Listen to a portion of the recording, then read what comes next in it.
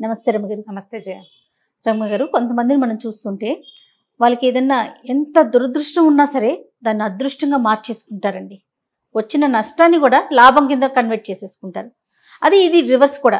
కొంతమంది ఎంత అదృష్టవంతులున్నా అది దురదృష్టంగా మారిపోతూ ఉంటుంది. గజం కేవలం 26,000 రూపాయలతో 165 గజాల భూమి కేవలం 52 లక్షలు మాత్రమే. ఇటు తటు అటు ఇటు మారిపోతూ ఉంటాయి కదా. అదే వాళ్ళ టైంని బట్టి మనుషుల మైండ్ సెట్ కూడా జయ. అంతే ప్రాబ్లం వచ్చింది అనుకో, కుంగి కునారిల్లిపోతారు కొంతమంది, నేలకోలకు వచ్చేస్తారు. ఒక్కడు ఉంటాడు, వాడు ప్రాబ్లంలో కూడా ఆలోచిస్తాడు, ట్రై చేస్తాడు. ఎలా అలాంటి వాడికి విధి సహాయం చేస్తుంది.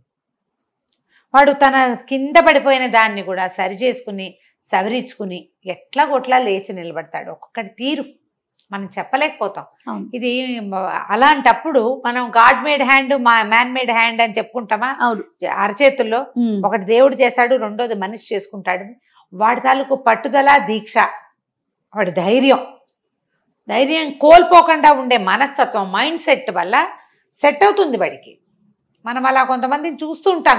అవును, చాలా బ్యాడ్ లక్ వీళ్ళకి అనుకుంటాం, కానీ వాడు లేచి నిలబడతాడు. ఆ కలిసి వచ్చేయడానికి విధే కాదు, వాడి మైండ్ సెట్ కూడా కారణం అవుతుంది. చెప్పలేకపోతాం కదా. మంచి కథ ఉంది దీని మీదన, నాకు భలే నచ్చింది. చిన్న కథ కానీ చాలా బాగుంది. పూర్వం వామాంగుడు అని ఒక బానిస ఉండేవాడు. ఈ బానిస ఒక ఓడ వ్యాపారి దగ్గర పనిచేసేవాడు. చేయగా ఓడ వ్యాపారి చాలా మంచివాడు. ఆయన ఏం చేశాడంటే, ఒక చిన్న ఓడ ఇచ్చి, చాలా ఏళ్ళ నుంచి నా దగ్గర పనిచేస్తున్నావు వామంగా, ఈ ఓడతోటి వ్యాపారం చేసుకో, నువ్వు పైకి రా, నేను ఇంకో కొత్త బానిసని పెట్టుకుంటానని చెప్పాడు. ఇతను ఏదో సరుకు కొని ఓడలో వేసుకుని పోయాడు అమ్మకాలకి. ఆ రోజుల్లో అలా ఉండేది. ఈ వెళ్తే ఏమైంది, వీడు దురదృష్టవంతుడు. ఆయనకు అదృష్టం వచ్చింది. ఎవరు ఓడలు ఇస్తారు? ఇవ్వరు కదా. ఇచ్చారు ఇక్కడ. కానీ సముద్రంలోకి వెళ్ళేసరికల్లా ఆ ఓడ తుఫాన్లో చిక్కుకుని పగిలిపోయింది. అయ్యో, మొత్తం సరుకంతా నీటి పాలైపోయింది. అందులో ఉన్న ఇతను పట్టుకెళ్ళిన బానిసలు, మనుషులు అంతా పోయారు. కానీ వామాంగుడు బతికాడు. మళ్ళీ అతనికి అదృష్టం. అయితే ఏమింది, బతికిన వామాంగుడు ఏదో చెక్క పలక దొరికితే అది పట్టుకుని ఎలా గోలాగా బతికి 4 రోజులకి ఒక ద్వీపాన్ని చేరాడు. అది తెలిసింది అతనికి, ఒక ఐలాండ్ అని.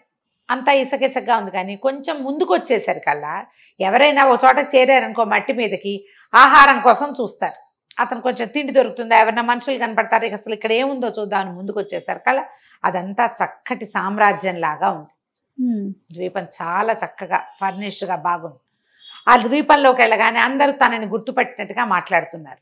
అతనికి అర్థం కాదు, వీళ్ళంతా నన్ను గుర్తుపట్టినట్టున్నారేంటి, నేను ఎలా తెలుసు వీళ్ళకి అని ఆశ్చర్యపోయాడు. ఇంతలో ఏమైంది, ఓ రథము, దాని మీద ఛత్రము చామరాలు పట్టుకుని మంత్రులు, సామంతులు, వాళ్ళు వీళ్ళు బాకాలు బాజాలు ఊదుకుంటూ ఈయన దగ్గరకు వచ్చారు, ఈ వామాంగుడి దగ్గరికి. ఆశ్చర్యపోయాడు వామాంగుడు. ఇది నేను బానిసని, ఎలాగో ఓడ వ్యాపారిని అయ్యాను, ఇప్పుడు కాందిసీకుణ్ణి, నా బతుకు నా దగ్గర ఏం లేదు, వీళ్ళంతా నాకెందుకు ఎదురొస్తున్నారు అనుకుంటే, వాళ్ళందరూ నమస్కారం అండి, బాగున్నారా, రండి రథం ఎక్కండి అన్నారు. చాలా ఆశ్చర్యపోయాడు. ఎవరనుకుంటున్నారు మీరు నన్నంటే, మాకు తెలుసు మీరు విదేశీయులు, ఎక్కడి నుంచో వచ్చారు, పరదేశీ మీరు, అయినా పర్వాలా, ఇవాళ నుంచి మీరే మహారాజు,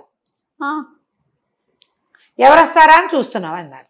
అందరికి ఆశ్చర్యపడి, ఇదేమిటి సడన్గా రాజు అయిపోయాను, ఓడకి అధిపతిని అయ్యాను అనుకుంటే దురదృష్టం వెంటాడింది, నీళ్ళల్లో పడిపోయాను. బతికానని అదృష్టం వస్తే ఇప్పుడు ఇంకా మహాదృష్టం రాజునైపోతున్నా. సరే వెళ్ళాడు వాళ్ళతోటి. వాళ్ళు ఈ 4 రోజుల నుంచి ఓడలో నీళ్ళలో పడి కొట్టుకుంటున్న వాడికి శుభ్రంగా స్నానం చేయించి కడుపు నిండా భోజనం పెట్టి సాయంత్రం సభ తీర్చి రాజుని చేశారు. రాజు అయిపోయాడు ఆ ద్వీపానికి. రాత్రికి విందు.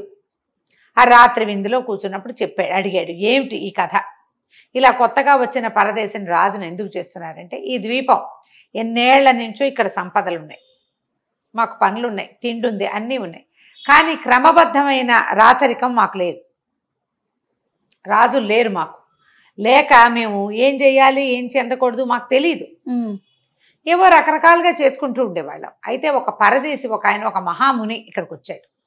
ఆయన చాలా జ్ఞాని. ఆయన ఇక్కడికి వచ్చి మా రాజ్యపు పగ్గాలు చేపట్టాడు.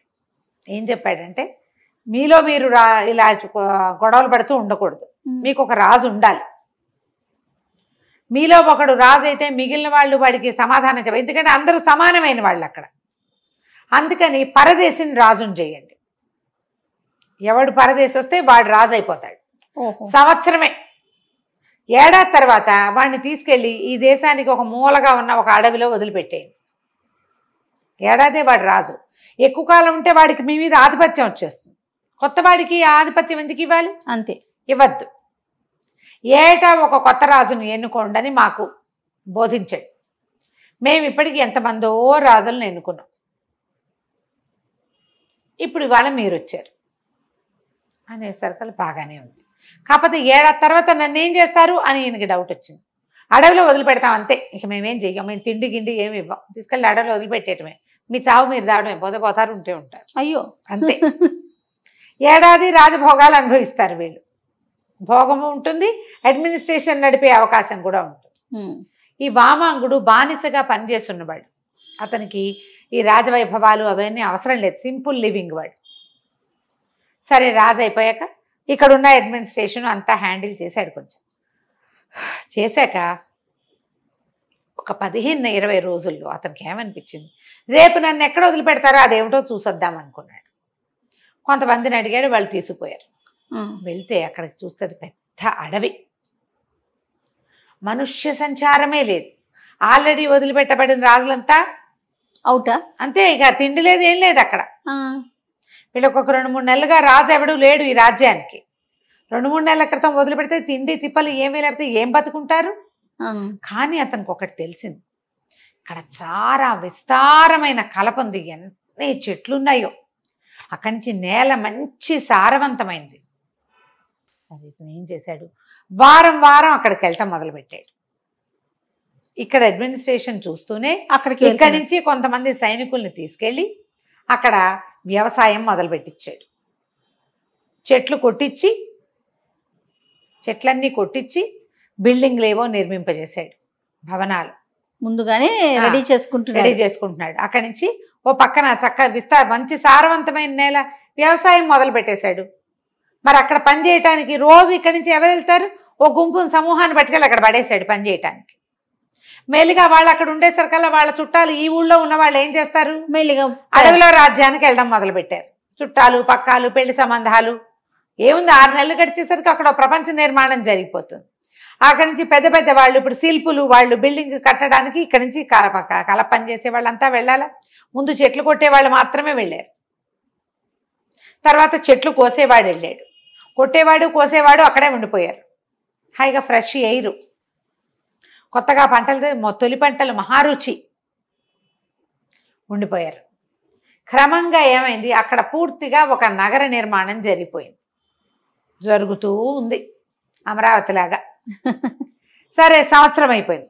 ఏడాది అయిపోగానే రాజుగారిని, మిమ్మల్ని రేపు పంపించేస్తామండి అన్నారు. అలాగే అన్నాడు హ్యాపీగా.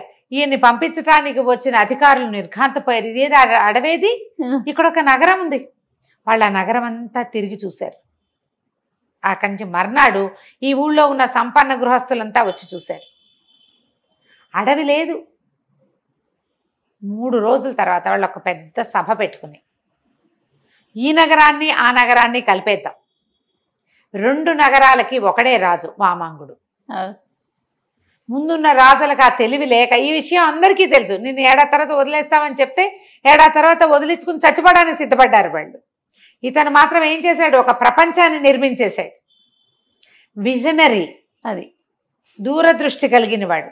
విజన్ ఉన్నవాడు ఎప్పుడు రాజుగా రాణిస్తాడు.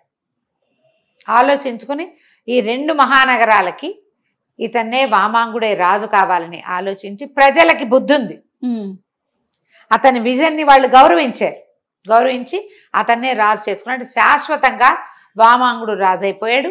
తర్వాత కాలంలో ఈ సంపన్న గృహస్థుల్లో ఒకళ్ళిద్దరి అమ్మాయిల్ని ఇచ్చి అతనికి వివాహం చేశారు. అతని సంతానం రాజులయ్యారు. ఆ తర్వాత అతనిదే ఇక్కడ రాజ్యాధికారం కూడా అయిపోయింది. 2 మహానగరాలు కథ కంచికి మనం ఇంటికి. ఎంత తెలివిగా చూడండి. నమస్తే. నమస్తే.